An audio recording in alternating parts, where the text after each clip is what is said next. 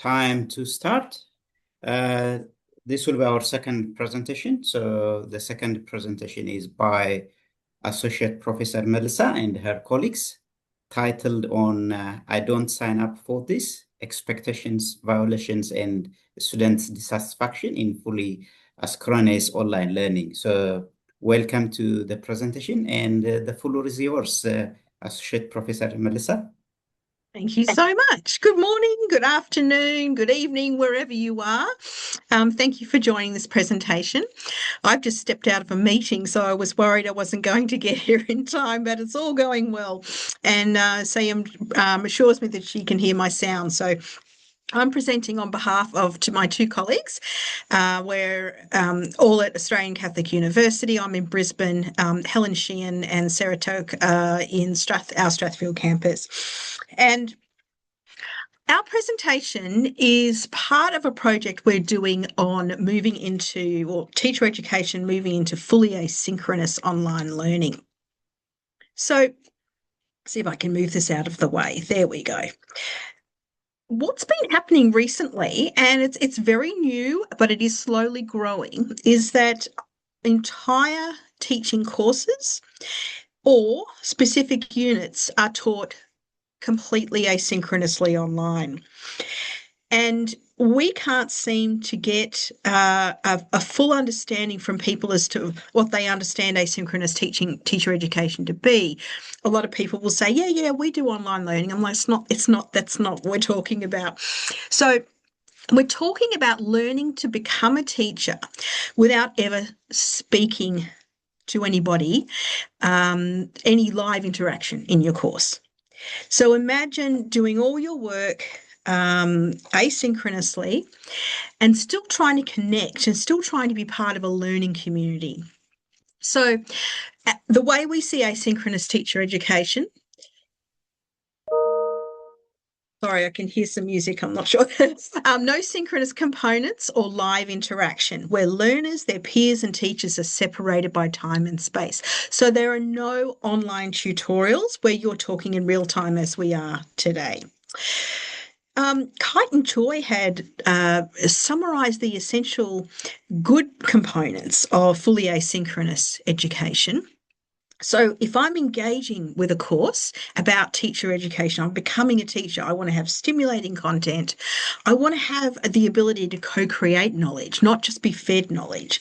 I want to have some ownership in my learning, and I want to be engaged, and I want to know who my teachers are as real people, even though I will never talk to them in real time. Now, we've been undertaking this for a few years now because two of our courses at ACU, at least two, there's more than that now, moved from being online with synchronous components to fully online asynchronously. And we wanted to know how those courses moved across. What was going to be the result of that as far as engagement for students, but particularly the things that we're really passionate about. So we want to make sure that our students still experience a sense of care, a sense of community and a sense of connection. How do you do that if you are not connecting in real time? So we've had one publication there in Teaching and Teacher Education, another one in the Asia Pacific Journal of Teacher Education, and a third one that I'm basing this presentation on. And it's about how students' expectations, but more importantly, their misconceptions about what asynchronous learning is, impacts their engagement and their satisfaction with their study. And we have one in press with active learning and higher education. So we've each led one paper. We have more to come. So just a little bit about our theoretical frameworks. We are using Redman et al.'s, our favourite, online learning engagement theory with the 5 different domains there, but also looking at the teaching and the cognitive and teaching presence, social presence, cognitive presence, and teaching presence, and how do we get that in an online asynchronous format? So interviewing a range of what we call facilitators. So at ACU, we are not teachers. If we teach in asynchronous context, we are facilitators of learning. We're not really sure that how we feel about that. But there is this perception that if you've got a 12-week asynchronous unit, that you develop it all and you chuck it out into the ether and you hope that people engage with it, and that it is somewhat set and forget. But that is so not the case. So we know that if you are a facilitator of a fully asynchronous unit, you're going to have to put in a lot more work than if you were teaching face to face to get those connections, to have a sense of social presence for yourself and for others to connect with each other. So it's actually a lot more hard work to be able to do that. Now, our first round of studies recognized that our pre-service teachers, they know when they have a really good asynchronous unit. They appreciate care and connection, and they recognize it when they see it or feel it. But for our majority of pre-service teachers, and these were both undergraduate and postgraduate, they really felt there was little to no connection with their peers or their facilitators or even their university.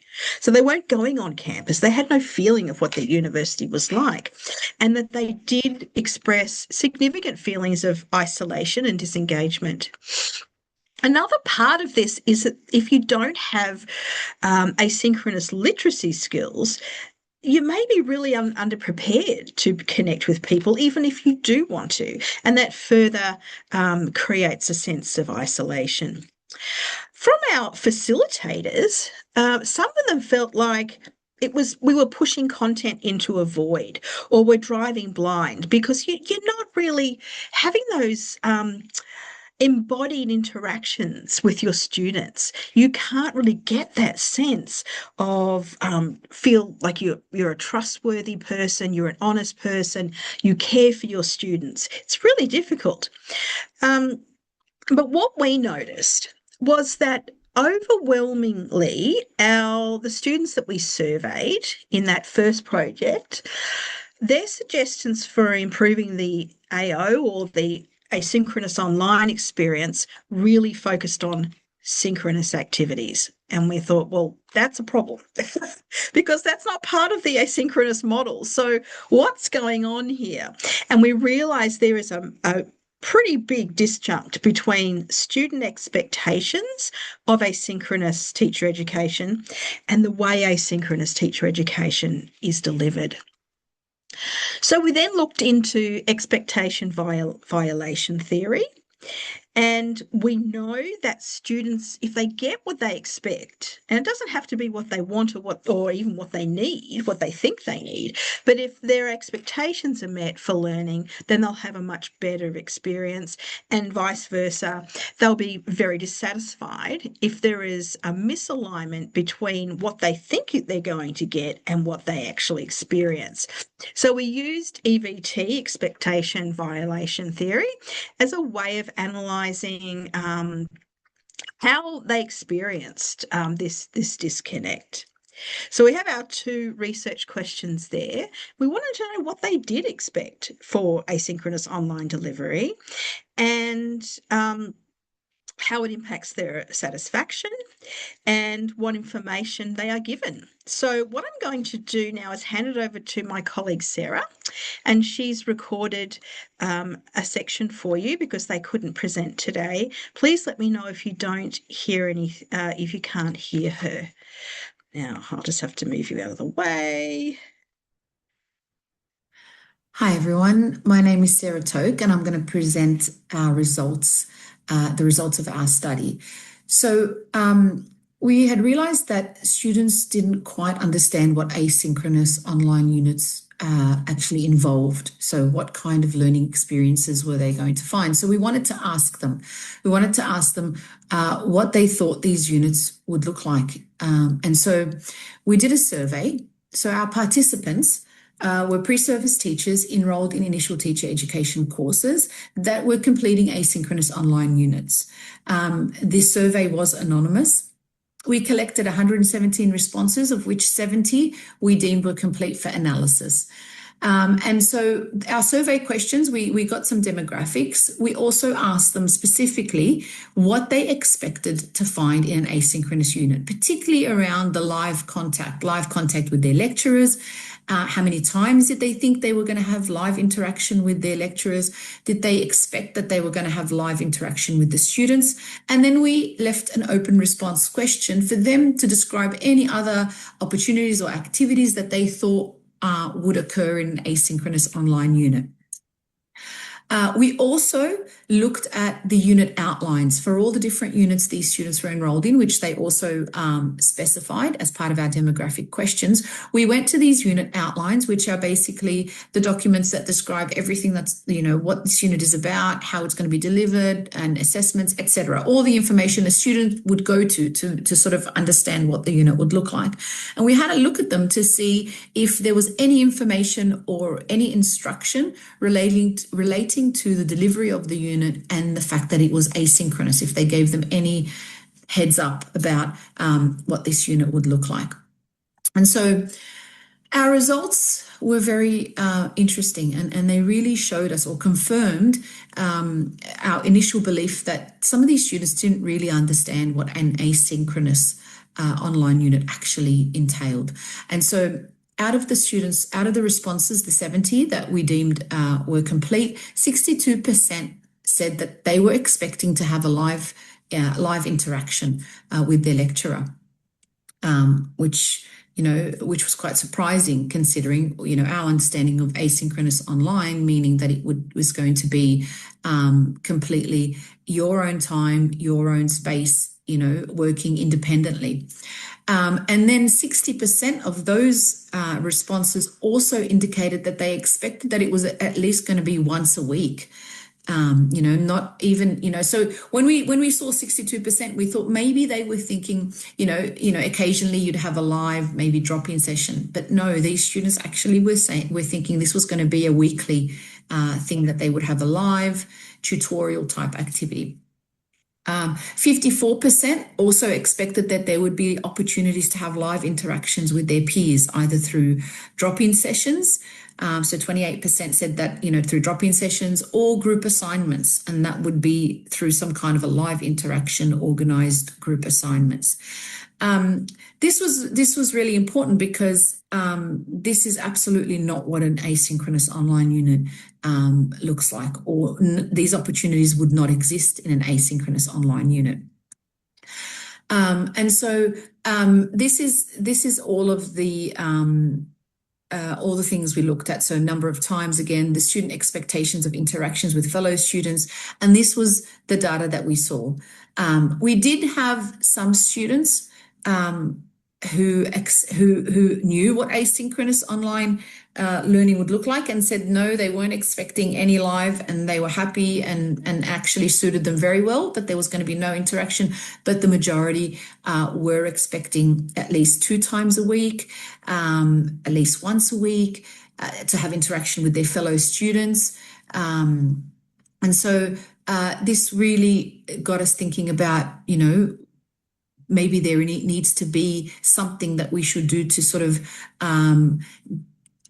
educate our students about asynchronous online units and what they were going to look like. And maybe that would alleviate some of that disappointment, because that's the next thing that I'm going to present to you, is that some of these students actually felt disheartened and disappointed.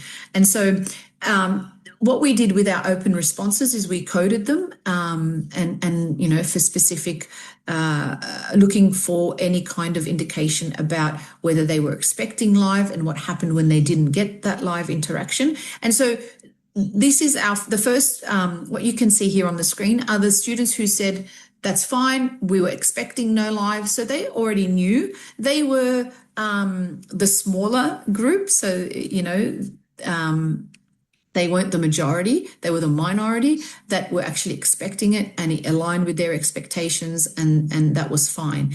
But we had the majority of the students who were expecting the live classes, the student support. They spoke a lot about student support for unit content, student support for assessments. They didn't feel that they got it.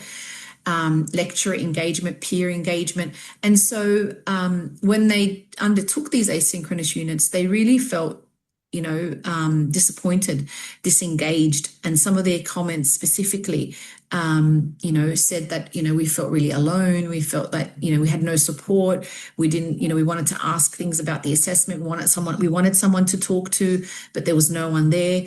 And that came through in these open responses. And they really told us that, this was not what they were expecting. There was something really missing.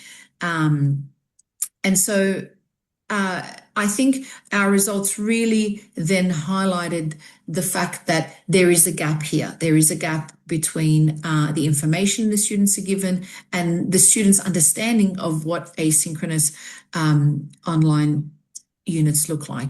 And so having this data, we also, as I mentioned, we looked at the unit outlines and we thought, okay, let's have a look and see. And there was actually no specific reference ever made to asynchronous delivery or any expectations around interactions or facilitation within an AO unit, that there would be no live or that you would be expected to do it by yourself. So really, this sort of confirmed the idea that they were not made aware in any way, unless they had taken that initiative to sort of find out or to read up or look up what asynchronous online units would look like. They came in expecting, that majority, I believe, were expecting what happened during COVID, which was online, but we still talked and we had tutorials and we did, we had that interaction, but they didn't find that. And so I guess now, what does that mean? And I'll hand over to my colleague to say, well, where to from now? What next? Sorry, I'll just move on to Helen. There we go. This is Helen. Hello, everyone. My name's Helen Sheehan, and I'm going to be presenting the implications from our study. So a couple of major insights. It seems for our pre-service teachers, the term asynchronous online learning is not necessarily self-explanatory. They have expectations of this kind of learning, which is not being met, and that there are real pedagogical risks of their expectations not being met. Feelings of isolation, unsupported, disengaged, and dissatisfaction, as Sarah described. So with these couple of insights, there are a couple of, or a few implications that arise. First of all, there's a real need to understand students' expectations of connection before they begin their learning in asynchronous online units. So we propose that this could be done through a self-audit. Students themselves can have this self-audit as a way of looking at their understanding of what's going to be happening in an asynchronous online unit, how learning occurs, how connections are made with peers and facilitators, and also measure their competence in their ability to engage in this kind of learning and their competence in making connections with facilitators and peers asynchronously. We hope through this, the students themselves will come up with a clear idea of their readiness for this kind of learning, but it'll also feed back to facilitators who can then address any misconceptions about this kind of learning. Another idea is to embed a module at the beginning of AO units so students can learn the skills of how to connect in these kind of units. They can also, within this module, have the opportunity to experiment with ways of connecting. They can connect in asynchronous online units. It may not be the way they've done it in other units, live or face-to-face. You can connect in these units, but there may be strategies or technical skills to be learned to facilitate that kind of connection.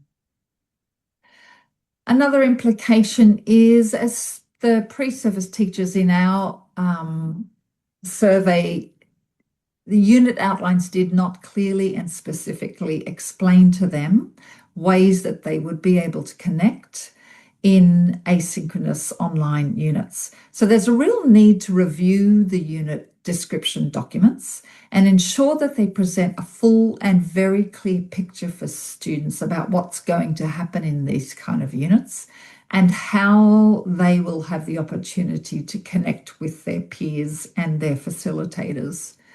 There's also a space for professional learning for academics. There are, as I keep saying, ways to make connection within these units.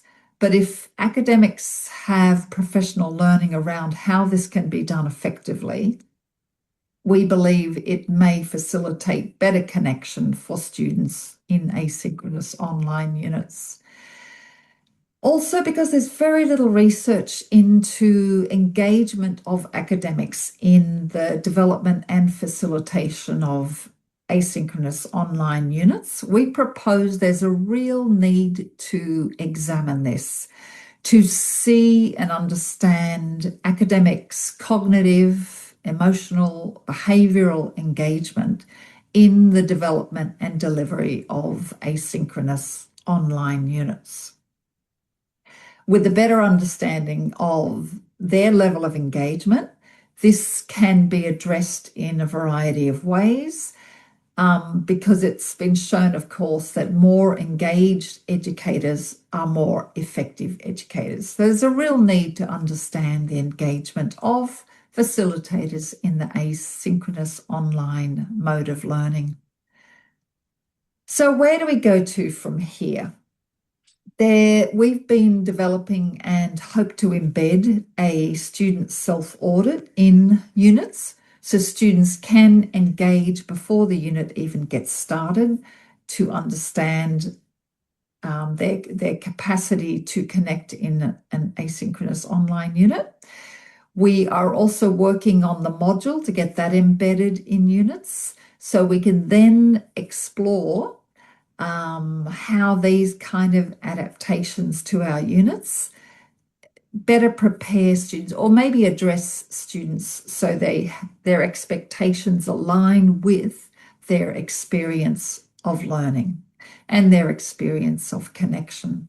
Therefore, hoping to avoid the negative outcome of violated expectations.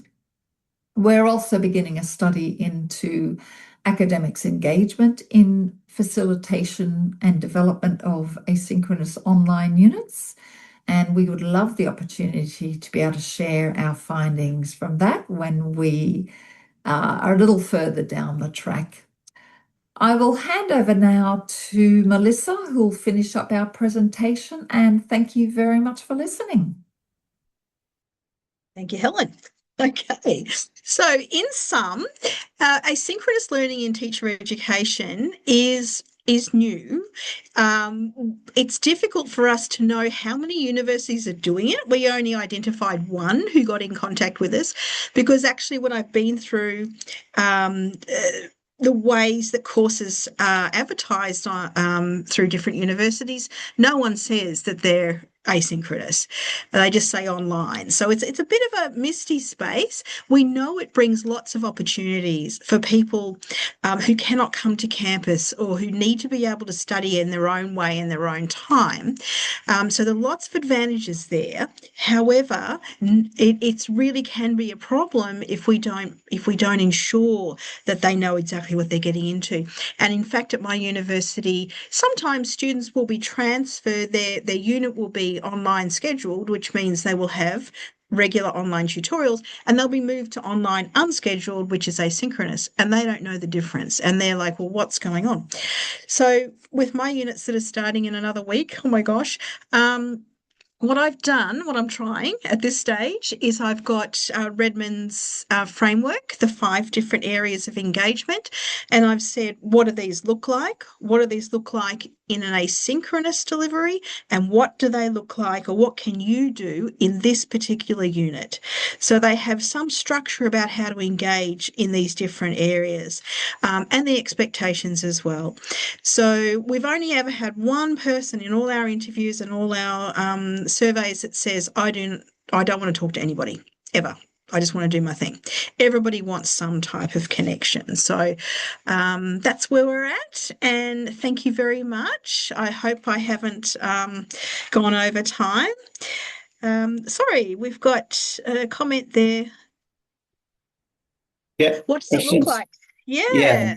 question. Okay. Yeah, go ahead, maybe answering those questions. Thank you, Melissa, Yes. for a great presentation. Yeah, it's Thank very you. interesting. Yeah. So you It is can go ahead interesting to with, us. yeah, yeah. Right. So, look, all the literature says you can't just have discussion boards and just that's where they are. You've got to make sure that you have a way that you're monitoring them and responding to them. And people just aren't, they've got to be purposeful and they've got to link purposefully to what you're doing. So the main connection is through the discussion boards. And we make sure that those are connected to the assessment, that there's a personal reflection on those discussions, that they see a reason for completing that task rather than you need to add to the discussion board. Other ways is I learned this from a colleague, and she doesn't know why it works well, but she knows it works well. That she produces a 2-minute video, a summary of the module at the end of every week. And it says, "Hi, I'm so and so, and this is what you should have learnt by now, and this is where you should be up to. And if you're looking at assessment, this is what you should have done." And they felt that that was a sense of social presence, that they would normally not know who you are. I go a little bit further in that I sort of divulge a whole bunch of personal information. I like Taekwondo and I have 3 kids, and just trying to give a personal perspective, a connection, because I do miss teaching in real time. Does that answer your question? I hope so. Yeah, thank you very much. It's very different way of looking, synchronous online learning, rather than, I have been working on this area for a long time, Mm, in relation to engagement, especially using, elements and other frameworks. And it's very interesting how you look at in a different, but looking at what students are expecting. We have been, working, how to increase students' engagement, how to make. Do you think that that may be also another way which resonates back to Sarah's presentation this morning? Equating online learning with, face-to-face and making similar, and we're trying to make, try to make the same, online learning and face-to-face learning, but they are different.